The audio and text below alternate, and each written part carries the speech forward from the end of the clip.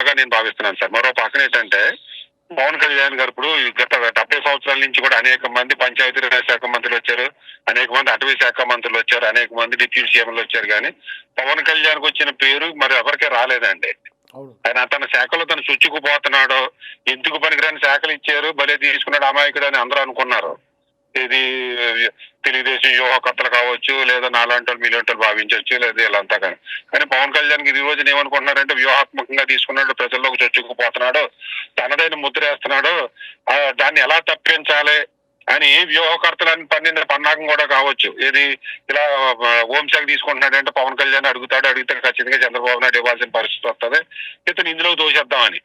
So మీరు అనేది ఏంటంటే పవన్ కళ్యాణ్ గారికి హోంశాఖ కావాలి మొదట అడిగితే ఎప్పుడో వచ్చి ఉండేది, అది దాని మీద ఆయనకి పెద్దగా ఇంట్రెస్ట్ లేదని అంటారు మీరు? ఖచ్చితంగానండి. నాకు తెలుసున్నంత వరకు పవన్ కళ్యాణ్ గారికి ఏది శాఖ కావాలంటే ఆ రోజు ఆ శాఖ ఇస్తానన్నారో అది అందరికీ తెలుసు అండి. తెలుగుదేశం వాళ్ళు కూడా తెలుసు, తెలుగుదేశం యువకర్తలు కూడా తెలుసు. ఆయన కావాలని తీసుకున్నాడు ఇవన్నీ, గ్రామీణ గాని, పంచాయతీ గాని, నీటిపారుదల గాని, ఇవన్నీ కూడా అతను కావాలనే తీసుకున్నాడు ఆయన. అంతే తప్పించి ఏ లేదు ఇస్తారనుకోవడం అదంతా. అందులో ఆయన హోం శాఖలో ఏముందంటే ఇప్పుడు లా అండ్ ఆర్డర్ అంతా చీఫ్ మినిస్టర్ చేతిలో ఉంది. ఈవెన్ సిఐ పోస్ట్ దగ్గర నుంచి పై స్థాయి అధికారులు అందరినీ కూడా చీఫ్ మినిస్టర్ ట్రాన్స్ఫర్ చేస్తారు, కానీ హోమ్ మినిస్టర్ ఏమీ లేదు. ఒక ఎస్ఐ పోస్ట్ ని కానీ ట్రాన్స్ఫర్ చేయొచ్చు. ఆ ఎస్ఐ ట్రాన్స్ఫర్ చేయడానికి కూడా లోకల్ ఎమ్మెల్యే పర్మిషన్ ఉంటే తప్ప ట్రాన్స్ఫర్ చేయడానికి లేదు. గత 20 సంవత్సరాలుగా హోమ్ మినిస్టర్ డమ్మీ చేసేసారు, హోం శాఖలో ఏమీ లేదు. అటువంటి డమ్మీ శాఖ తీసుకుని పవన్ కళ్యాణ్ గారు ఏం సాధిస్తారు అనుకుంటున్నారు? అంటే పవన్ కళ్యాణ్ గారు ట్రాప్ చేసేస్తే ట్రాప్ లో పడిపోయింటే అమాయకుడు అనుకుంటున్నారా ఏంటి? ఈ వైసీపీ కావచ్చు, తెలుగుదేశం కావచ్చు, లేదా పవన్ కళ్యాణ్ ప్రత్యర్థులు కావచ్చు. ఇప్పుడు పవన్ కళ్యాణ్ ప్రత్యర్థులు అయితే ఓకే, కానీ కేవలం పవన్ కళ్యాణ్ ఉన్న అభిమానం ఎక్కువైపోయిన వాళ్ళు కూడా కొంతమంది ఈ రకంగా మాట్లాడుతున్నారు, ఎలా చూడాలంటారు?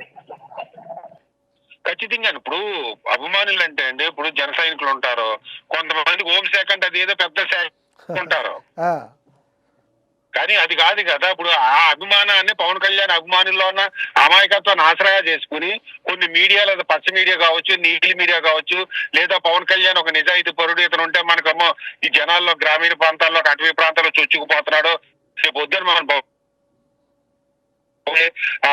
అదే ఆ దుర్బుద్ధితోటి, అసూయతోటి, ఆక్రోషంతో ఈ పవన్ కళ్యాణ్ అభిమానులు రెచ్చగొడుతుండొచ్చు కదండి. రెచ్చగొట్టడానికి చేస్తున్న ఎత్తుగడగా భావించవచ్చు కదా. సో పవన్ కళ్యాణ్ అభిమానులకు కూడా కొంతమందికి మీరు ఒక రకంగా పిలుపునిస్తున్నారు అనుకోవచ్చు. ఈ రకంగా అంటే వాటిని మీరు ప్రోత్సహించొద్దు, పవన్ కళ్యాణ్ గారికి తెలుసు ఏం తీసుకోవాలో ఏం చేయాలో, మీరు ఆయన ఫాలో అవ్వండి చాలని చెప్తారా మీరు? ఖచ్చితంగానండి. ఇప్పుడు పవన్ కళ్యాణ్ గారు ఏ నిర్ణయం తీసుకున్నా నెగిటివ్ గానే జనాల్లోకి అనిపిస్తుంది, కానీ అది అతనికి పాజిటివ్ అవుతుంది. అతను అదృష్టమో లేదా అతను వెనకాలన్న శక్తి నడిపించవచ్చు, ఏదంటే అవనే.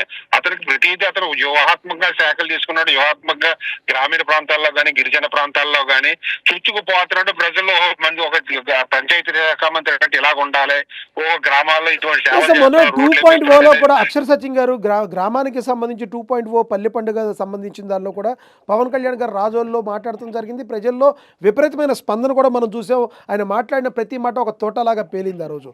అయితే ఈరోజు గత రోజు నుంచి కూడా పవన్ కళ్యాణ్కు ఉన్న థ్రెడ్డింగ్ గురించి, ఒక అతను పవన్ కళ్యాణ్ పక్కనే తిరిగిన విషయాన్ని గురించి కూడా ఆలోచించాలంటారా? పవన్ కళ్యాణ్ గారు ఎక్కడన్నా కాన్వాయ్ వెళ్ళేటప్పుడు కూడా ఆపి అర్జీలు తీసుకుంటున్న పరిస్థితి, ఇదేమన్నా శత్రువులకి ఆయనే చేయంది ఇచ్చే అవకాశం ఉంటుందంటారు? ఇదేమన్నా ఒకసారి పవన్ కళ్యాణ్ గారు చూసుకోవాలంటారా?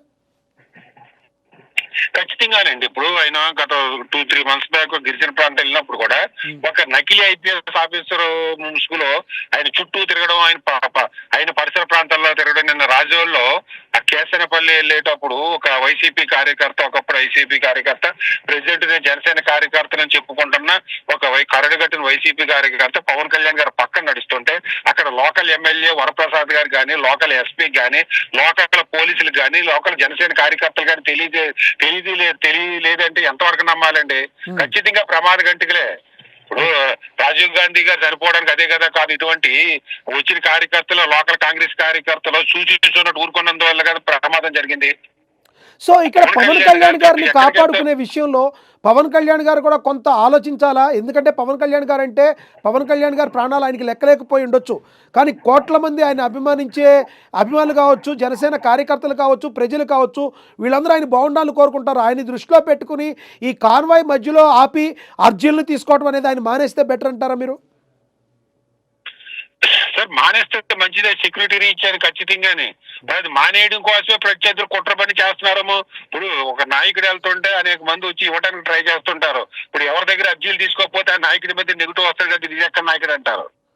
ఇప్పుడు మొన్న నేను ఒకసారి పవన్ కళ్యాణ్ గారు వస్తుంటే తిరుపతి వెళ్తుంటే తెలుగుదేశం డ్రెస్ వేసుకుని వచ్చాడు ఒక అతను వచ్చి ఇదేంటంటే పవన్ కళ్యాణ్ గారి అర్జీలు తీసుకోవట్లేదు, మా అప్లికేషన్ తీసుకోవట్లేదు అని పైకి తిరుగుతున్నాడు. నాయకుడు అనేవాడు తీసుకోవాలి, అయితే జాగ్రత్తలు తీసుకోవాలి. పవన్ కళ్యాణ్ గారు ఎక్కడ వెళ్ళినా కానీ తగిన సెక్యూరిటీ ఇవ్వాల్సిన బాధ్యత చంద్రబాబు నాయుడు గారికి, హోమ్ మినిస్టర్ కి ఉందంటే ఆ బాధ్యతను గుర్తెరిగి పవన్ కళ్యాణ్ గారు తగిన సెక్యూరిటీ ఇవ్వాలి ఎక్కడికి వెళ్ళినా అని. ఇటువంటి నిర్లిప్తత నిస్సాయితే తీసుకుంటున్న వాళ్ళు యాక్షన్ తీసుకోవాలి.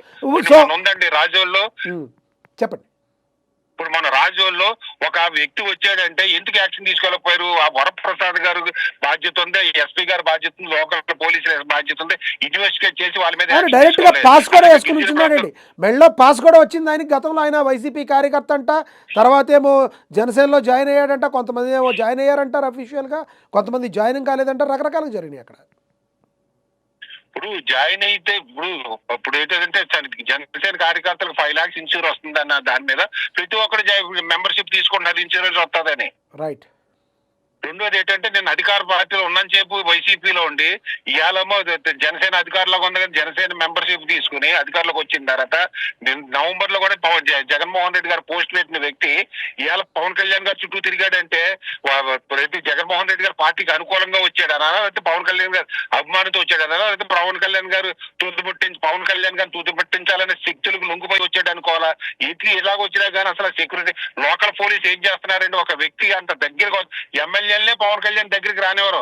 అటువంటి పవన్ కళ్యాణ్ సెక్యూరిటీ ఒక వ్యక్తి తన పక్కకు వస్తుంటే ఎందుకు యాక్షన్ తీసుకోలేకపోయారు అనే దాని గురించి ఖచ్చితంగా పవన్ కళ్యాణ్ గారు ఆలోచించాలి, చంద్రబాబు నాయుడు గారు ఆలోచించాలి, హోమ్ మినిస్టర్ ఆలోచించాలి, పవన్ కళ్యాణ్ గారు సెక్యూరిటీ బాధ్యతలు తీసుకుంటున్న వ్యక్తులు కూడా ఆలోచించాలండి. రైట్. ఇది పవన్ కళ్యాణ్ గారు కూడా ఒకసారి ఆలోచిస్తాం కరెక్ట్ అనుకుంటా. ఎందుకంటే ఆయన దిగి డైరెక్ట్గా అలా అర్జీలకు వెళ్ళటం కంటే కూడా వాళ్ళ సెక్యూరిటీ ఆ తెచ్చే వాళ్ళని క్షుణ్ణంగా పరిశీలించి అప్పుడు మాత్రమే ముందుకు పంపిస్తే బెటర్గా ఉండే అవకాశం ఉందంటారా? అవునండి, ఖచ్చితంగా అయినా ఆలోచించాలి, తగిన జాగ్రత్తలు తీసుకోవాలి. జాగ్రత్తలు తీసుకుని ముందుకెళ్ళకపోతే ఇప్పుడు అసాంఘిక శక్తులు లేదా పవన్ కళ్యాణ్ గారు అంటే అందరికి విరోధులే. పవన్ కళ్యాణ్ గారికి మిత్రులు ఎవరు ఉంటారు? అందరికి శత్రువులు ఉంటారు, పైకి మిత్రత్వం నటింటారు అవకాశం కోసం. ఇటువంటి శత్రువులు ఎక్కువ నిజాయితీ ఉండి కూడా అంటే అందరికీ శత్రువే, అందరూ కూడా అడ్డు తగిలించుకోవాలని తప్పించుకోవాలని చూస్తారు. అటువంటిప్పుడు జాగ్రత్తగా ఉండి కొద్ది 1000 కళ్ళతో చూసే శక్తులను తన చుట్టూ పెట్టుకోవాలి, వ్యక్తులు చుట్టూ పెట్టుకుని ముందుకెళ్తే తప్పించి. ఎందుకంటే పవన్ కళ్యాణ్ గారి ప్రాణాలు అందరికీ అవసరం, సమాజానికి అవసరం. దాని గురించి జాగ్రత్తలు తీసుకోవాలండి ఖచ్చితంగా. చివరిగా మీరు చెప్పండి, ప్రజలు కలిసినప్పుడు కానీ చివరిగా చెప్పండి సచిన్ గారు, ఈ పవన్ కళ్యాణ్ గారికి హోం మంత్రిత్వ శాఖ అని జరుగుతున్న దానిలో ఎటువంటి పరిస్థితుల్లో వాస్తవం లేదని మీరు డంకాబాయ్ అని చెప్తున్నారు, అంతే కదా? హోమ్ ఖచ్చితంగానండి. ఆయన ఇస్తానన్నా కానీ తీసుకోరు. అయినా ఒకళ్ళు ఇచ్చేది ఆయన తీసుకోడండి. పవన్ కళ్యాణ్ గారి మెంటాలిటీ ఆల్టుగెదర్ డిఫరెంట్. అయినా ఎగ్జాక్ట్లీ ఇప్పుడు ఆయన ఇచ్చేది అంటే ఈయన తీసుకోవడం. ఇప్పుడు పవన్ కళ్యాణ్ గారు ఇవాళ నాకు కావాలంటే చంద్రబాబు నాయుడు ఇస్తారు, ఖచ్చితంగా ఇస్తారు. రైట్. ఎందుకంటే అతను అధికారం త్యాగం చేసిన వ్యక్తి. కానీ ఆయన ఇచ్చినా కానీ చంద్రబాబు నాయుడు గారు కానీ లేదా తెలుగుదేశం ప్రభుత్వం కానీ బతిమాలు ఇచ్చినా కానీ తీసుకోవడం దానికి ఇష్టమైన శాఖలో ఈయన ఆ శాఖలో ఈయన తీసుకుంటాడండి. Yes, thank you so much sir, మీ అభిప్రాయాన్ని తెలియజేసినందుకు అక్షర్ సత్యం గారు ధన్యవాదాలండి. రైట్ సార్, థ్యాంక్ యూ అండి. విన్నాం కదా, మెజారిటీ పర్సెంట్ మాట్లాడే మాట కూడా ఇది 100% అవాస్తవం. పవన్ కళ్యాణ్ గారికి ఒకళ్ళు ఇచ్చేది కాదు, ఆయన కావాలని చెప్పి తీసుకుంటే ఆయన దగ్గరికే వస్తాయి ఏదైనా కూడా. అటువంటి రేంజ్ ప్రధాని నరేంద్ర మోడీ కూడా పవన్ కళ్యాణ్ని గుర్తుంచుకుని భుజం మీద చేయేసి పక్క నుంచో పెట్టుకున్న స్టేజ్లో పవన్ కళ్యాణ్ ఉన్నప్పుడు ఈ హోంమంత్రిత్వ శాఖ అనేది చాలా చిన్నది, ఆయన రేంజ్కి సంబంధించింది కాదు. ఇవి కూడా ఆయన తీసుకున్న మంత్రిత్వ శాఖలు కూడా ప్రజలకి మంచి చేయడానికి మరికొంత దగ్గరగా ఉంటాయి. ఏరికోరి ఒక వ్యూహాత్మకంగా ప్రజల్లో చొచ్చుకు వెళ్లే ప్రయత్నం చేసినప్పుడు తీసుకున్న శాఖలు తప్పితే ఇప్పుడు కొత్తగా ఆయనకు వచ్చి హోంమంత్రిత్వ శాఖ వచ్చి ఓడబొడిచేది ఏమీ లేదు. అదేవిధంగా పవన్ కళ్యాణ్ సెక్యూరిటీ కూడా మరింత పెంచాల్సిన అవసరం ఉంది. పవన్ కళ్యాణ్ గారు కూడా ఎక్కడైనా కాన్వాయిల దగ్గర వెళ్ళేటప్పుడు అర్జీలు తీసుకునే క్రమంలో 100% ఆ ఇచ్చే వ్యక్తుల్ని క్షుణ్ణంగా పరిశీలించి మాత్రమే అక్కడున్న అధికారులు పవన్ కళ్యాణ్ దగ్గరికి పంపాల్సిన అవసరం ఉంటుంది. లేదు అంటే మరి దుష్ట మూకలు ఏవైతే ఉన్నాయో ఇప్పటికే పవన్ కళ్యాణ్ గారి మీద మరి ఒక దారుణాన్ని చేయడానికి ఎన్నోసార్లు రెక్కిలు చేసిన పరిస్థితులు కూడా మనం చూసాం. ఇవన్నిటినీ కూడా గమనించి, క్రోడీకరించి పవన్ కళ్యాణ్ గారు కూడా కొంచెం భద్రత పెంచుకోవాలి. ఆయన వ్యక్తిగతంగా కూడా పవన్ కళ్యాణ్ గారు మీకు ప్రజలంటే ఇష్టం, మీకు ప్రజలంటే ప్రాణం, మీకు ప్రజలంటే పిచ్చి. అది మాకు కూడా తెలుసు.